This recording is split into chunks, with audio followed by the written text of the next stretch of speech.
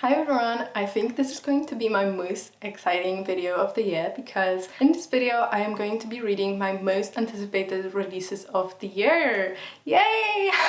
I have already talked about some really exciting ones to come out this year in my priority read video, so you can check that out if you don't know what I'm excited for this year. I am filming this video straight after Gifted and Talented released, and I was lucky to get the Waterstones exclusive with a beautiful sprayed edge, and I'm just super thrilled to get into this book. I honestly don't know what to expect. I know with Olivie Blake we have amazing writing and just the most amazing love stories. I don't know if this book has any romantic subplots, but I am ready for some magical supernatural things and just beautiful writing. So without further ado, don't want to make this too long of a start because I think I will be reading 3 books in this video. But let's get started with Gifted and Talented.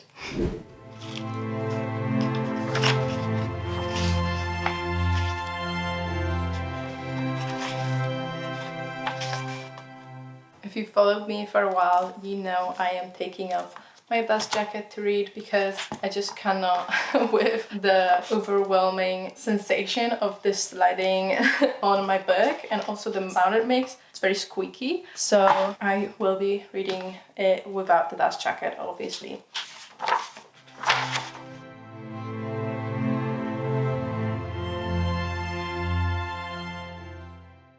I am on around 100 pages right now, and the action is going to happen within a working week, Monday to Friday, and I think that's very interesting. I thought it would be more of a longer span. I also thought it would be more of a fight for like the inheritance that they're about to get.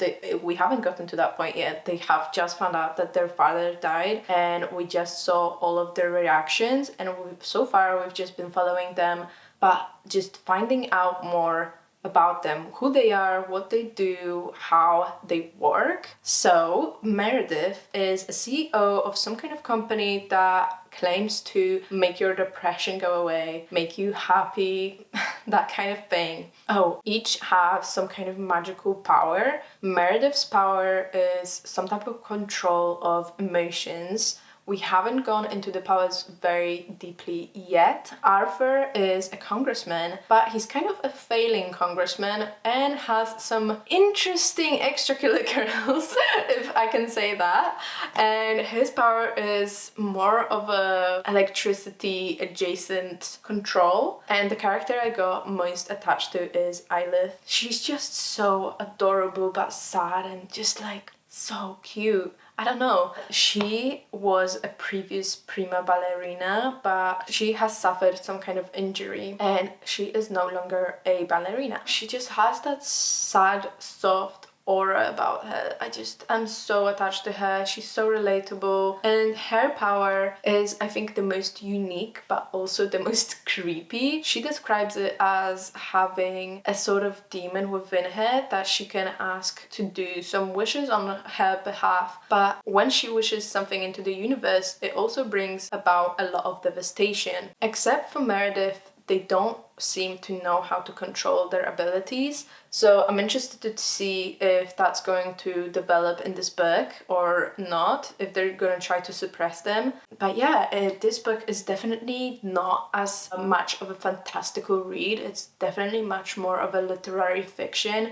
We go very deep into their relationships and how they work and their connections with each other. They don't explicitly hate their father. They don't explicitly hate their father. Each of them had with their father. So we haven't really got them all together yet. They all were coming from different places in the world. All were doing very different things when they found out that their father died. So yeah, we're gonna see how they work together and what they do. Each of them kind of wants to inherit the company their father established. It's one of the most established companies in the world. Each of them kind of wants to inherit the throne. I am enjoying how lyrical this is, and I think it's usual for Olivie Blake's books that there is a sort of outside entity that narrates what is happening, plus adding a funny commentary alongside of it. And in this book it's God. I don't think it's God as we know it, a Christian God, but yeah, it's very, very interesting, and I love the little snippets of humor in between.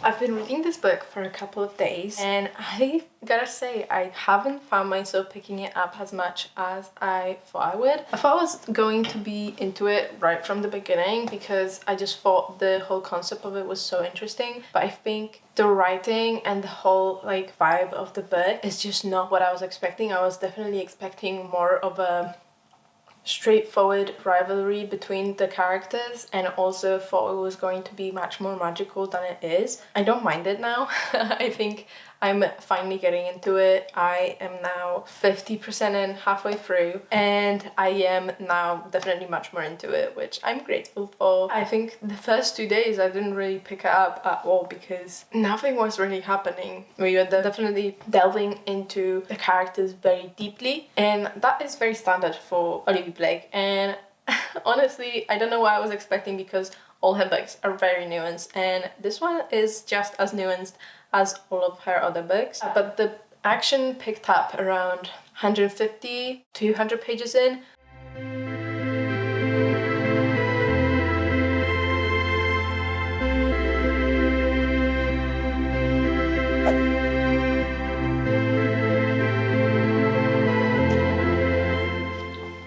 Oh, I knew it.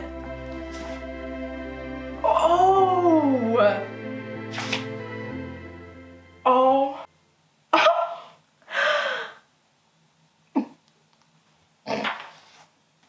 Okay, everything's unraveling right now. Oh my god. There is so much foreshadowing where there was for this moment.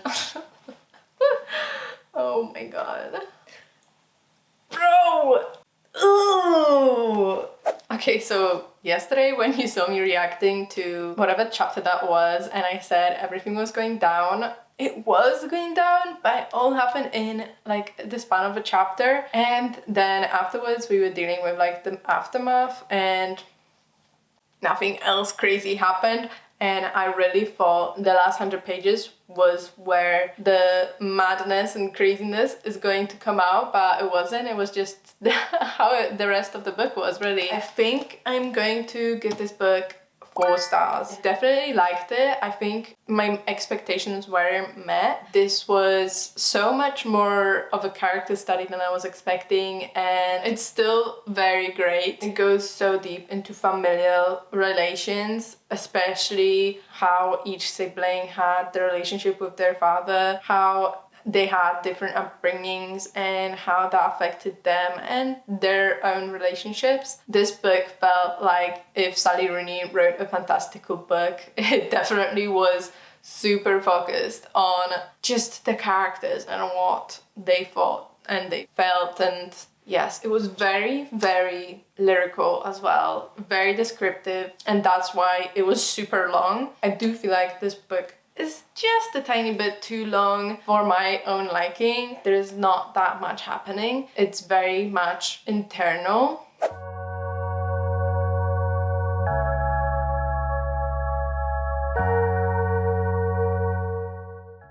Okay guys, Protestants didn't have it and I am about to absolutely crash out. We're about to go to the works and I'm begging the Lord that they have it, because if not I'm gonna cry. And yeah, so let's go.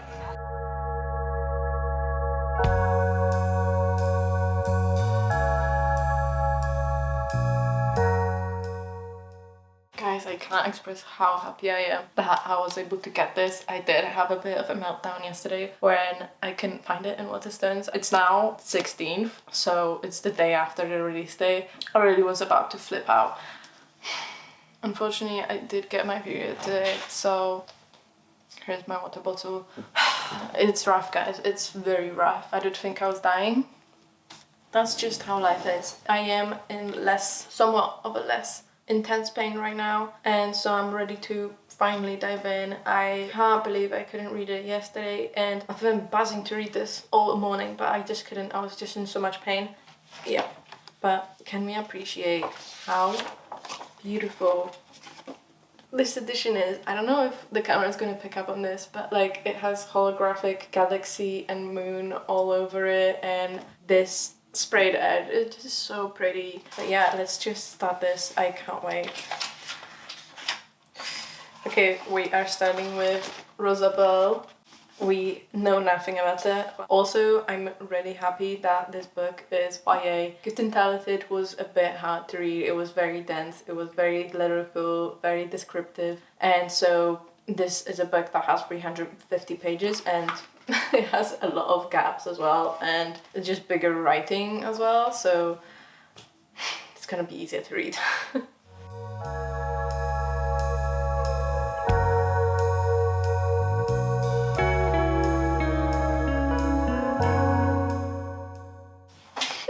Okay, chapter 3, and we're getting some like cameos, but like it's not real cameos, it's just James talking about the previous characters. I've never been more excited to see them on the page.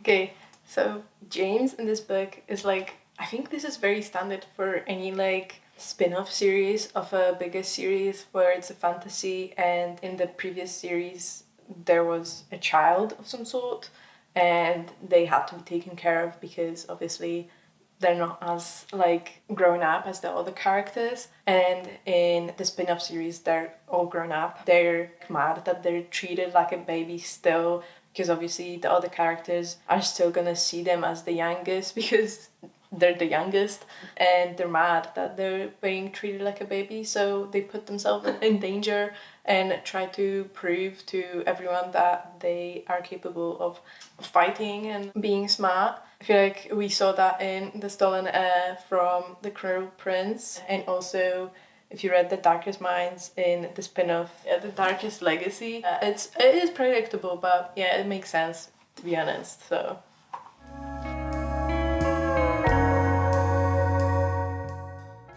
Okay, no, because this is, okay. It was going so good, but why did we have to say, I'm thrown by the feel of her, a waist so small it seems almost dangerous. Are we serious right now? I've had enough of, I'm teeny tiny. Be serious right now. Okay. That was annoying, but then something crazy happened, so I'm only like 28 pages in. What the hell? I do have to say, if you're wanting to read the Shatter Me series and you haven't read it yet, or you're in the middle of reading it, please skip this part of the video. I will be kind of going into what is happening in Watch Me, and that will include some spoilers inevitably to the Shatter Me series, as it is a spin-off series. So to discuss this book, I need to say what happened in the previous series. But yeah, in this book we have a new character, Rosabelle, and she is a kind of soldier, kind of a civilian of the re-establishment. I always have troubles pronouncing that, sorry. And they have congregated on this island. It's called Ark Island, and that's where all the cast-offs and all the people that still believe in the re-establishment and its regime are there, but also the civilians are kind of kept captive and manipulated and gaslighted into working with the government that is operating there. So Rosabelle is kind of trapped by the system over there, but also kind of believes what the re-establishment is telling her, that the New Republic, which was established at the end of Shatter Me after the re-establishment was kind of defeated, she believes that they're a bunch of stupid people that, you know. And James is like I said before, the youngest of the Shatter Me series, and he's now an adult, and he goes to the Ark Island to kind of be a spy and find out what is really happening over there. How is the re-establishment doing? Are they planning anything? And he gets captured, and at the beginning of the book we kind of see him in a prison. He has to break out of the prison and break out from the Ark Island, and by some coincidence he bumps into Rosabelle, and from there everything just kind of goes out of control, in my opinion. One thing about Tehereh Mafi is that she writes it so well that you can just read this in one day. I read 200 pages yesterday. I started reading today a little bit and I'm already 50 pages read. So, you know, it goes by very fast. If I wasn't in that much pain yesterday, I probably would have read it all yesterday, but no. I have, I think, 100 pages left. So yeah, let's just get back into it.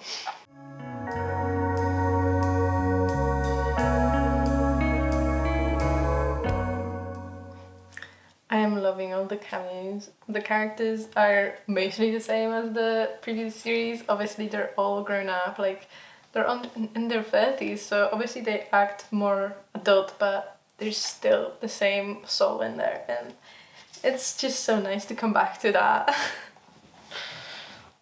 Especially Kenji. I want to say Kenji is still as funny as he was, and I love him.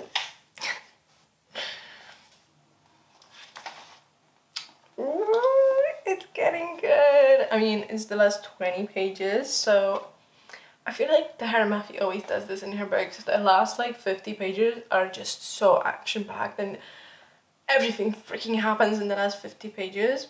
And I kind of love it because they're always very quick books, but the last just like, it just, oh wow, yeah. There's always like a really big plot twist is what I'm trying to say. Like, yeah.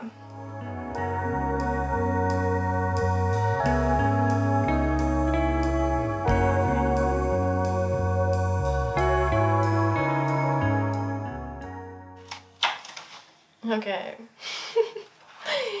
Okay. A lot of things happened. A lot of things happened in this last 20 pages especially. I don't know what I'm thinking yet. Okay, I've collected my thoughts a little bit.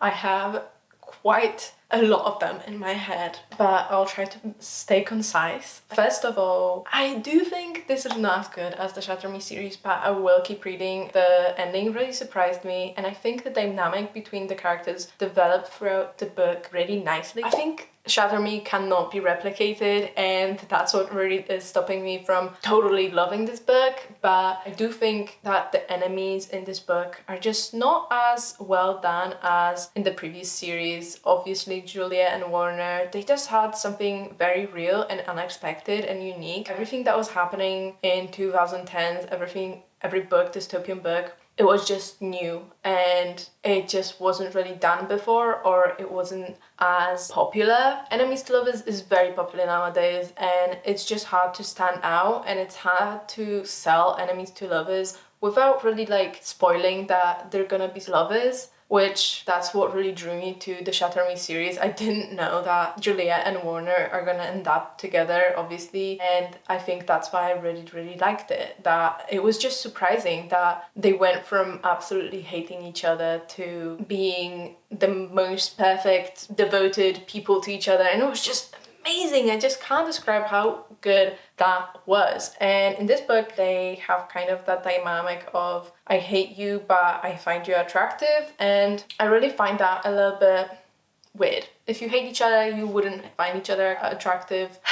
So yeah, but I am giving this book 4 stars. I really liked how the plot developed. I didn't really know where anything was going, and like I said, the last 50 pages just, yeah, it really did it for me. I did really like how Rosabelle developed throughout the book. We got to know her inner dilemmas and inner monologue really well, and got to know her reasons for trusting the establishment and what she really had to do to survive and why she is how she is. So yeah, I think that's my main thoughts. I don't want to talk too long because yeah. But yeah, my next book, I think it released maybe a month ago. It's kind of sad that I haven't read it yet. And it's of course Sunrise on the Reaping. I have it downloaded on my Kindle because I'm buying too many books. So yeah, here it is, and I am about to start the first chapter straight away. Let's just go straight into reading Sunrise on the Reaping.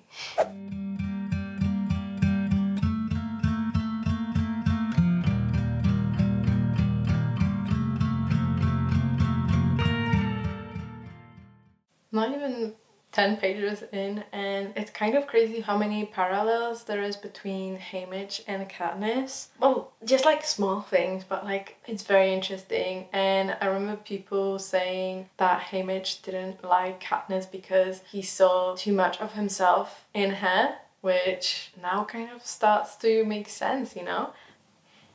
In case you don't know what Sunrise on the Reaping is, it is the Hunger Games prequel where we follow Haymitch in his games. Haymitch was one of the main characters in the Hunger Games trilogy. In Haymitch's games, it is the second quell, and because of that, there is twice as many tributes from each district. So there is 48 in total in the whole games. Yeah, I'm curious how that's going to play out during the games. I've only read the first chapter, and we got to know Haymitch, and we got to know how Haymitch's life kind of looked like before the games. We got to know that he was dating a girl called Lenore Dove, and she was also Covey, which is the same as Lucy Greybird from the Ballad of the Songbirds and Snakes. Coveys are just like the traveling singers in a way. I don't really know how else to describe it. And Haymitch comes from a kind of not as well off family, same as Katniss really. That's kind of all we know so far. I've actually been able to avoid any spoilers, which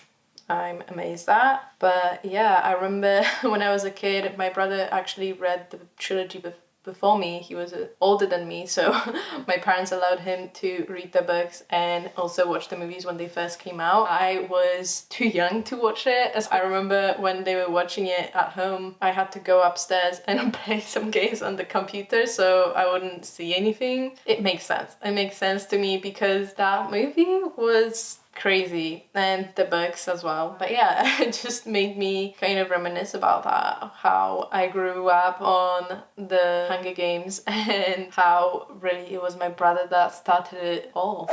It's the way I'm about to start the 7th chapter and I already cried twice. Like, I don't even know what this book has in store for me, and I know it's going to be tragic because I know people have said the ending just makes them bawl their eyes out. I don't think I'm ready.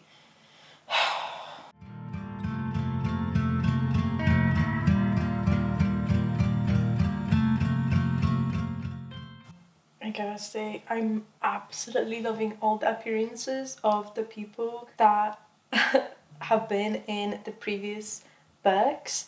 That we have like some characters that I didn't even expect to see in this book, and it just makes sense. I love seeing the bits of like their backstory and how they really fit in the history. And because it's happening closer to the timeline of the original trilogy, we have like mentions of like the Melarks, the Everdines, and all of these other characters that obviously are in the originals.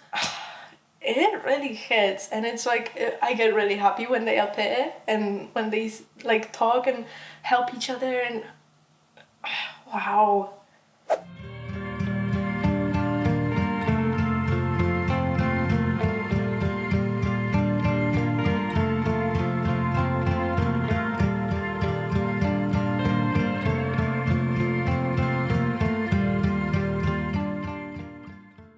So I have absolutely devoured Sunrise on the Reaping. I feel like Suzanne Collins just never misses. You're about to be hit with heartbreak and gore, and I don't know, everything's just so shocking, but you're loving it and you have to read to find out what's happening, to know how this is gonna end, how the story is gonna turn out. And I absolutely loved seeing all the other characters from the original series. It was just so heart-wrenching and heartwarming at the same time. The backstory just makes so much sense now, and yeah, I am rating this book 4.5 stars. I feel like it was just a crazy experience. I did not expect to read this in 3 days. I probably would have read it in 2 days if I had more time.